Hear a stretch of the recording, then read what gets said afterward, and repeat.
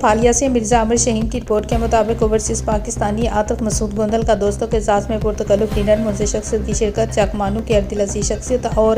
Overseas Pakistani حال مقیم Chanan Atif Masood Gondal, chairman all world Gondal اطاعت چنان نے اپنے معزز دوستوں کے ساتھ میں ہیڈ قادر آباد کے مقام پر عوامی فش اینڈ باربیکیو میں پرتکلف ڈنر کا اہتمام کیا۔ اس موقع پر پریس کلب پاڑیاں والی ڈیجیٹل کے نائب صدر عدیل خان چودھری، ایڈمن پاڑیاں والی نیوز پوائنٹ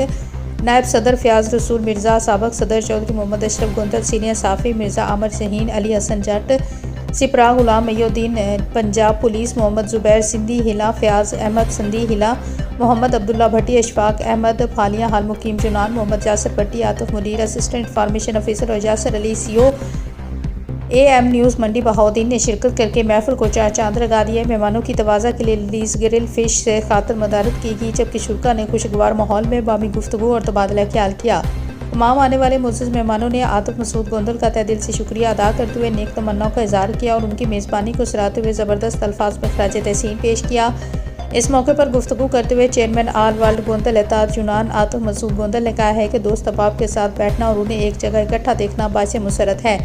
انہوں نے کہا کہ اوورسیز پاکستانی ملک و قوم کا قیمتی سرمایہ ہے اور باہمی رابطے، محبت اور بھائی چارے کے فروغ کے لیے ایسے پروگرام نہایت اہم کردار ادا کرتے ہیں۔ ان کا مزید کہنا تھا کہ وہ ہمیشہ